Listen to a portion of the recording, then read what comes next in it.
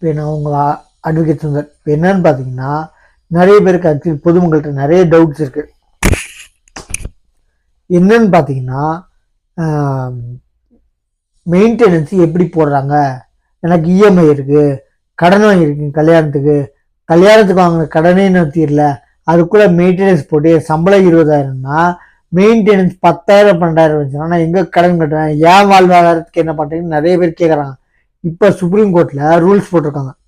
8 விஷயங்கள் பார்ப்பாங்க. அதை பார்த்து தான் அந்த பொண்ணுக்கு மெயின்டெனன்ஸ் கொடுப்பாங்க. என்னன்னு பார்த்தீங்கன்னா, கல்யாணம் எத்தனை நாள் இருந்தாங்க மாப்பிள்ளையோட அப்படின்ட்டு, அந்த பையனோட எத்தனை நாள் இருந்தாங்கன்னு பார்ப்பாங்க. மெயின் 1 நாள் 2 நாள் 1 மாதம் எல்லாம் வந்து ரொம்ப கம்மிங்க. ஆக்சுவலி இப்போ சுப்ரீம் கோர்ட்டில் ஒரு கேஸ் இருந்துச்சு.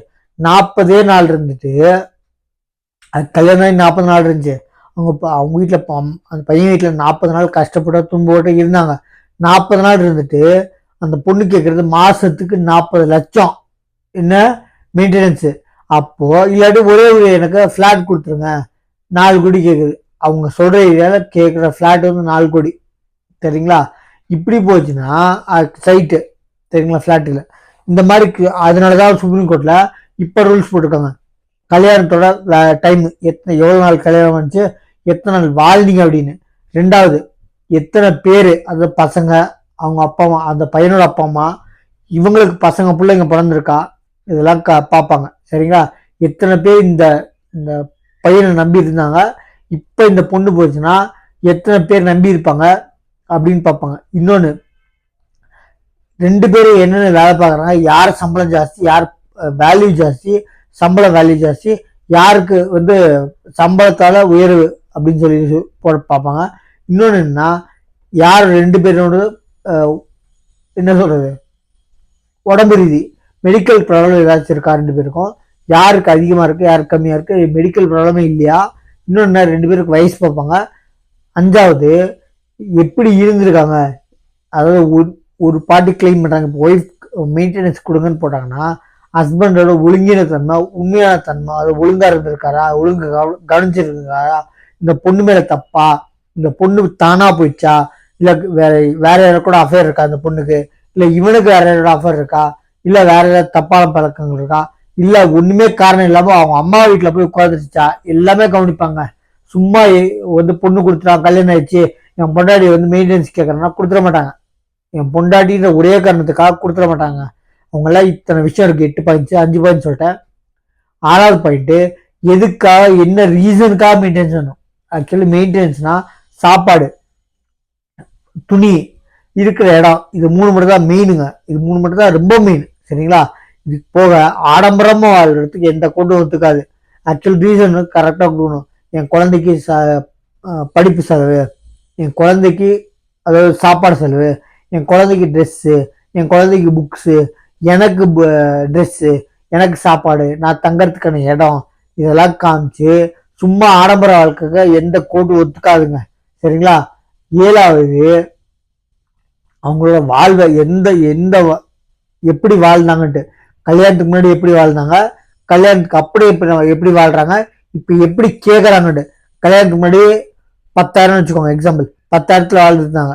கல்யாணத்துக்கு அப்புறம் 10,000 டு 12,000 வாழ்ந்துருந்தாங்கன்னா, இப்போ 1,00,000 ரூபா கேட்டீங்கன்னா, கல்யாணத்துக்கு முன்னாடி 10,000 சமாளிச்சா, கல்யாணத்துக்கு அப்புறம் 10 to 15 சமாளிச்சா, இப்போ 1,00,000 ஏன் கேட்குறீங்க அப்படி கேட்பாங்க கோர்ட்டு. நல்லா புரிஞ்சுக்கோங்க.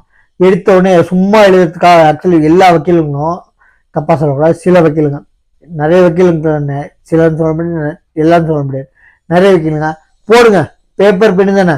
நான் நிறைய கேஸில் மெயின்டெனன்ஸ் போட்டிருக்கேன். 3,000. சரிங்களா? என்னதுக்கு? மெயின்டெனன்ஸுக்கு. தங்குற செலவுக்கு 5,000, சாப்பாடு செலவுக்கு 5,000, மொத்தமாக சேர்த்து 15,000க்கு ஆக்சுவலி 13,000 வரும் கணக்கு போடுது.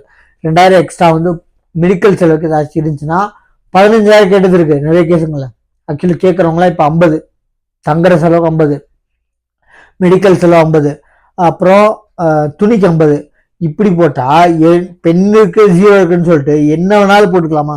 நியாயமா கேளுங்க. மெயின்டெனன்ஸ் அந்த காலத்துல வந்து ஒரு ஒரு ஆம்பளை தப்பா இருந்து பொண்டாட்டியை கவனிக்கலன்னா அதுக்காக தான் மெயின்டெனன்ஸ் கேஸ் இருந்துச்சு. இப்போ பொண்ணுங்களும் ஆக்சுவலி இப்போ ஒரு கேஸ் இருந்துச்சு. அந்த கேஸ்ல அந்த பொண்ணு தெலுங்குல பேசி, எனக்கு தெலுங்கு நல்லா புரியும். என்னன்னா அந்த பொண்ணு ஃபோன்ல சொல்லுது, ஃபோன்ல இவங்க ரெக்கார்ட் பண்ணியிருக்காரு. உனக்கு தெரியுமா, கோர்ட்ல பொண்ணுங்க போய் கேட்டாங்கன்னா, நீ பிச்சை எடுத்தாலும் சரி, பிச்சைக்காரனா இருந்தாலும் சரி, மினிமம் எதுவுமே இல்லைல்ல, கையில எதுவுமே இல்லைனாலும் 5 லட்சம் கொடுத்தே ஆகணும், இது உனக்கு தெரியுமா அப்படின்னு இருக்கான். அப்போ என்ன ஒரு மென்டாலிட்டி இருக்குன்னா பொண்ணுங்கள்ட்ட, இந்த மாதிரி மெயின்டெனன்ஸ் கேஸ் போட்டா மொத்தமா மாட்டிக்குவாங்க, காலில் தான் விழுவாங்க, நம்ம சொல்றத கேட்பாங்க, நான் சொல்றதா சட்டம் அப்படின்றது அந்த காலம் போயிடுச்சு. இப்போ வரதட்சணை கொடுமைன்னு கேஸ் கொடுத்தீங்கன்னா சுப்ரீம் கோர்ட்ல போலீஸ்காரங்களுக்கு அறிவுறுத்திருக்காங்க, 2 மாசத்துக்கு விசாரிங்க, 2 மாசத்துக்கு முன்னாடி எஃப்ஐஆர் ஃபைல் பண்ணக்கூடாது. அப்படி பதியணும் ரொம்ப வலுக்கட்டாயமா இருந்துச்சுன்னா, அந்த பொண்ணுக்கு உயிராபத்து ஒரே ஊர்ல இருந்தாங்கன்னா, உயிராபத்து இருந்துச்சுன்னா ஃபைல் பண்ணுங்க. அப்படி உயிராபத்துன்னு கடுமையா இருந்துச்சுன்னா அரெஸ்ட் பண்ணுங்க. ஆனால் விசாரிக்காம சாதாரண இந்த பொண்ணு இந்த போய் வேற ஊரு காரணம் கொண்டோ விசாரணை பண்ணாம அரெஸ்ட் பண்ணாதீங்க, 2 மாசம் டைம் அப்படின்னு இருக்காங்க. அந்த மாதிரி சட்டங்கள் இப்ப மாறிட்டே இருக்கு. பொண்ணுங்க அபியூஸ் பண்றதுனால, அந்த சட்டத்தை மிஸ்யூஸ் பண்றதுனால சட்டங்கள்ல சில வழிமுறைகள் கொண்டு வந்திருக்காங்க. 8வது என்னன்னா, ஒன் டைம் செட்டில்மெண்ட், அதாவது ஜீவனாம்சம் இல்லாட்டி மெயின்டெனன்ஸ், ரெண்டுல ஏதாச்சும் ஒண்ணுதான். கோர்ட்டு ரெண்டுமே ஒத்துக்கோங்க, மாசம் மாசம் கொடுக்கறனால ஒத்துக்கோங்க. இல்ல ஒன் டைம் செட்டில்மெண்ட் எவ்வளவு கொடுங்க, ஒரேடியா செட்டில்மெண்ட் பண்ணி விட்டுறேன், மாசம் மாசம் நான் இருப்படா இல்லையா தெரியாது, இல்ல நான் இவ்வளவு சம்பாதிச்சு இப்ப கையில காசு இருக்கு, ஒரேடியா கொடுத்துறேன் அப்படின்னு சொன்னாலும் ஒத்துக்கோங்க. அப்படின்னு சொன்னா, இப்ப இருக்க எனக்கு சொத்து இவ்வளவு இருக்கு, இவ்வளவுதான் எனக்கு கொடுக்க முடியும்னு சொல்லி கேளுங்க அப்படின்னு கேட்கலாம். 8 விஷயம் நான் உங்களுக்கு போட்டோ பண்ணேன், இந்த 8 விஷயத்துக்கு கேட்டுதான் கோர்ட்டு தீர்மானம் பண்ணும். யாரும் பயப்படாதீங்க. நோட்டீஸ் வாங்கினா தயவு சொல்றேன், இந்த 5000 எல்லா வக்கீல்ல போய் நோட்டீஸ்க்கு ரிப்ளை பண்ணாம இருக்காதீங்க, அதுதான் மெயின். அதை வச்சு எத்தனையோ கேஸ்ல ஜாஸ்தி வாங்கியிருக்காங்க. என்ன சொல்றேன், எந்த ஒரு கேஸ் இருந்தாலும் நோட்டீஸ், லாயர் நோட்டீஸ் இருந்துச்சுன்னா தயவு சொல்றேன் பக்கத்துல இருக்க லாயர்கிட்ட போய் கொடுத்து 5000 10,000 நோட்டீஸ்க்கு மட்டும் பயப்படாதீங்க, 3000 5000. ஏன்னா அவங்க நோட்டீஸ் ஒவ்வொரு லாயர் வேற மாதிரிங்க. என்னன்னா லாயர்கிட்ட கொடுத்து உங்க சிச்சுவேஷன் சொல்லி அது என்ன ரீசன் சொல்லி அந்த நோட்டீஸ்க்கு ரிப்ளை பண்ணுங்க. ரிப்ளை பண்ணாம இருக்காதீங்க. வாங்கலனாலும் தப்பு, வாங்கிட்டு ரிப்ளை பண்ணாமல இருந்தாலும் தப்பு. அதனால வாங்காம திருப்பி தப்பிச்சலாம்னு நினைக்காதீங்க, அதுதான் பெரிய தப்பு. வாங்காம போஸ்டர் திருப்பி அடிச்சிங்கன்னா அதுதான் இருக்கிறதே பெரிய தப்புங்க, நல்லா புரிஞ்சுக்கோங்க. லீகல் நோட்டீஸை வாங்காம இருக்காதீங்க. என்ன கண்டிஷன் உங்களுக்கு போட்டோ போட்டா பாருங்க, நம்ம சேனலை சப்ஸ்கிரைப் பண்ணி பாருங்க. தேங்க்யூ.